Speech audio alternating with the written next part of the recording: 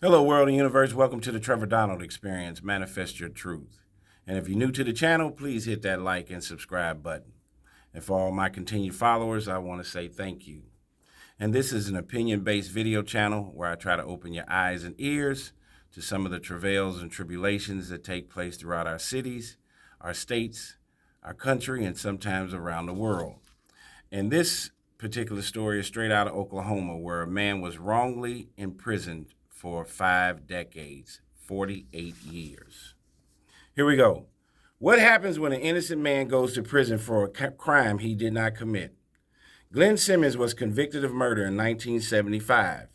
He was sentenced to death for a killing that became known as the Edmond Liquor Store murder. 20 years ago, Simmons sent News 4 a letter from prison, and KFOR's Ali Meyer started investigating, bringing to light questions about the evidence and the trial. She followed his case through the pardon and parole process, where he was denied a dozen times. Earlier this year, an Oklahoma County judge ruled in Simmons' favor, declaring from the bench the same thing Simmons has been saying for 50 years. His trial was unfair. So on October 30th, 1974, Glynn Simmons was only 22 years old. He was in Harvey, Louisiana on the night two black men shot up the Edmond Liquor Store with 3 white women inside. One woman was wounded and survived. Carolyn Sue Rogers was killed. It was a big deal in Edmond because Edmond had only recently began to have any homicides. Remember Gary Carson in 2003. According to police reports, Edmond and Oklahoma City detectives interviewed the surviving eyewitness, who had been shot in the back of the head. Belinda Brown, 18, described 2 assailants from composite sketch artist Jim Garr. "I think she was in a state of shock and just glad to be alive," said Garr. Also, after she was released from the hospital, Brown started picking suspects out of a police lineup. According to police reports from 1975, the first man she picked had an alibi. Local newspapers printed several stories about the Edmond Liquor Store murder, indicating that the trail had gone cold.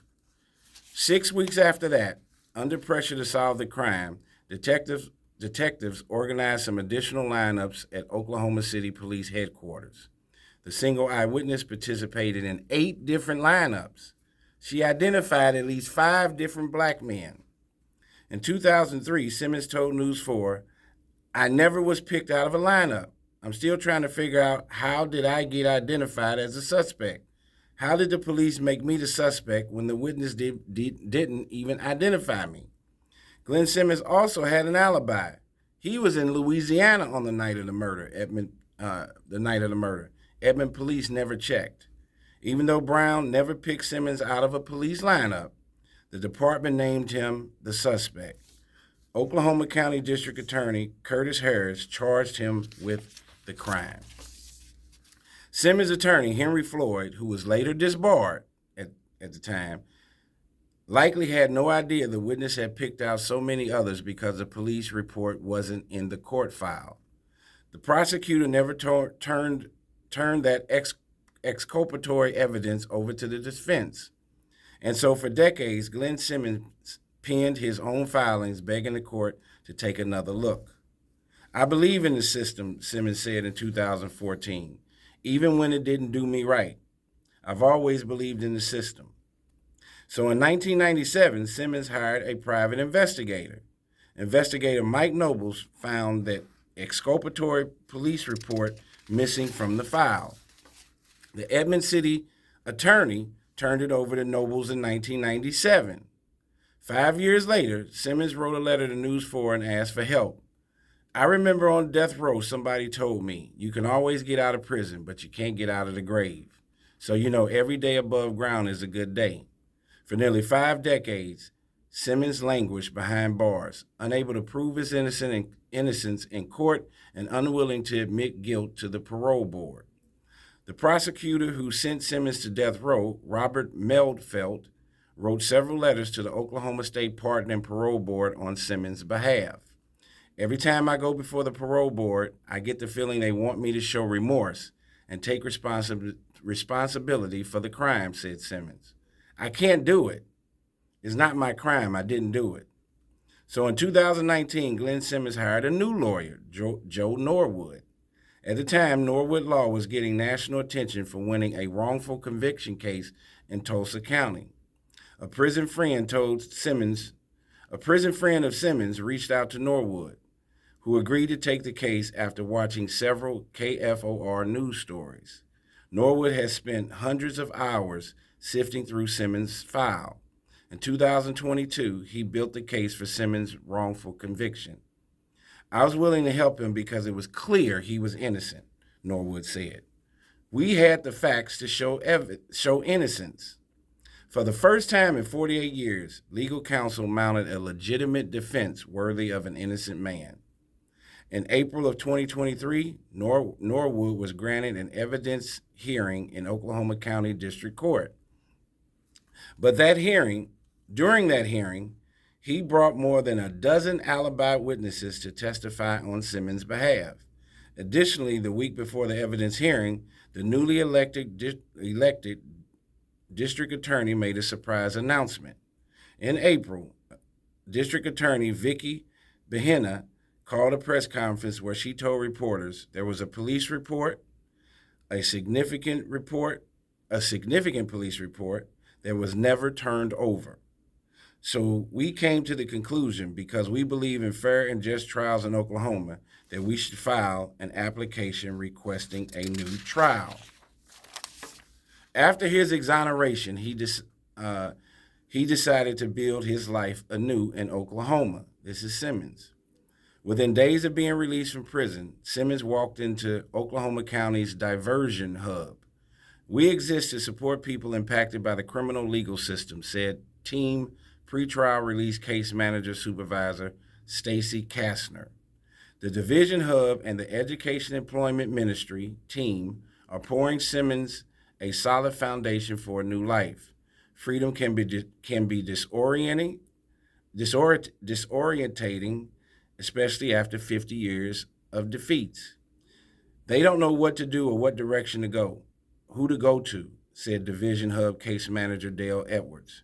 We're just going to support this man and help him in any way we can, because I just can't imagine being locked up for 48 years. So much has changed since 1974. Simmons met an old friend at Diversion Hub, John Parker. Parker did 18 years at Joseph Harp Correctional Center in the same block as Glynn Simmons. Parker has been out of prison since 2010 and given back as a full-time employee at Diversion Hub. Someone that I walked those halls with, Parker said. To get out and to be able to help him reintegrate into society is awesome. The team is helping Simmons reestablish health care, purchase a cell phone, get a birth certificate, food stamps, and rent assistance. Simmons is renting a home in Oklahoma, and he's joined the fight for criminal justice reform. I've been discouraged for years and years, but discouragement, that's just juice to me, Simmons said. You just keep going, you know. Justice has been an exercise in endurance for Simmons, who spent 50 years fighting death by incarceration. Today, he's fighting a war on two fronts. This year, Simmons was diagnosed with stage 4 colon cancer. He said, I believe in a higher power. I'm calm, I'm good, I've always been good.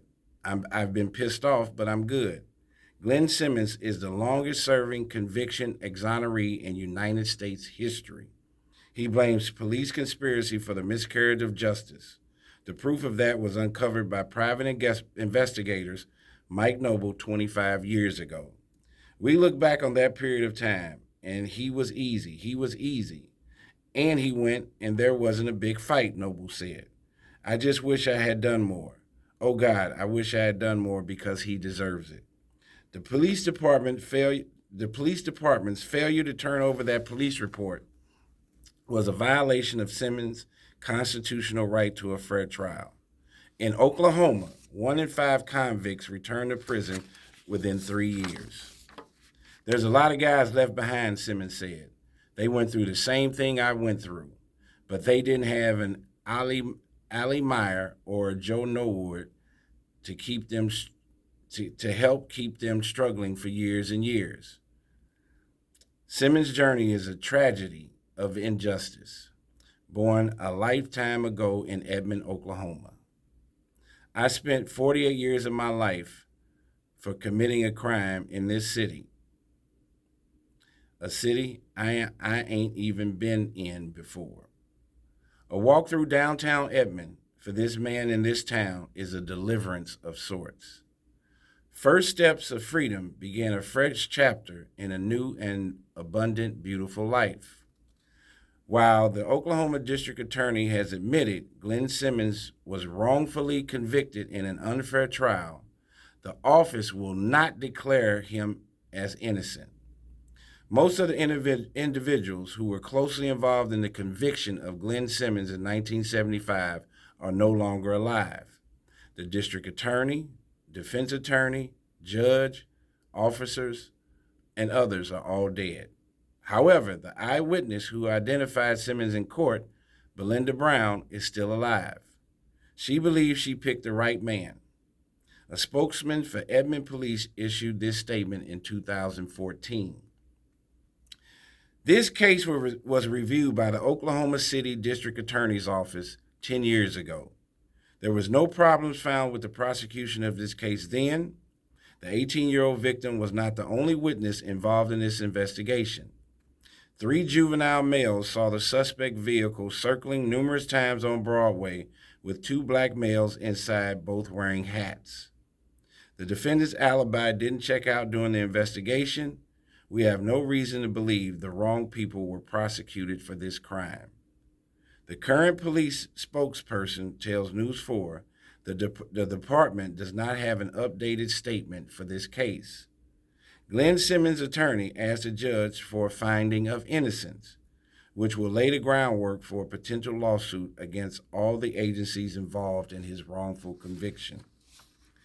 According to an Oklahoma statute, wrongfully convicted defendants like Glynn Simmons are limited, you won't believe this, to $175,000 in compensation, which is $3,645 for each year he spent behind bars for a crime he did not commit. He may be eligible for a larger settlement in federal court, where the burden of proof is more difficult to meet. What an incredible case. This man had been wrongly convicted for a crime he did not do and was not even there in that town, and ended up spending 5 decades, 48 years, the longest wrongful conviction imprisonment in U.S. history. What a show of strength and fortitude that this gentleman has shown. He has never given up on himself or the process, and it shows you can be in the darkest web and in complete darkness and in the belly of the beast. But if you know your truth and you've manifested it, and you know you were wrongly convicted and you did not commit the crime, he shows you a complete, steadfast measure of his personal innocence conviction that lied within his soul. He never gave up. And this is Simmons's fight that he has had. He has spent more time in prison, Glynn Simmons, than he has spent as a free man. He went in at 22 years old. He's 70 years old now.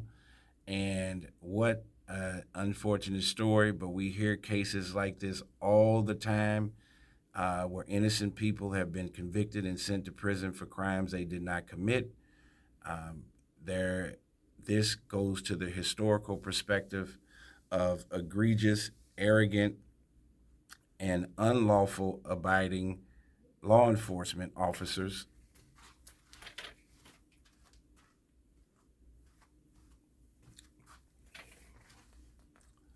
who take the law in their own hands and decide that they're going to be the judge and jury for an innocent man.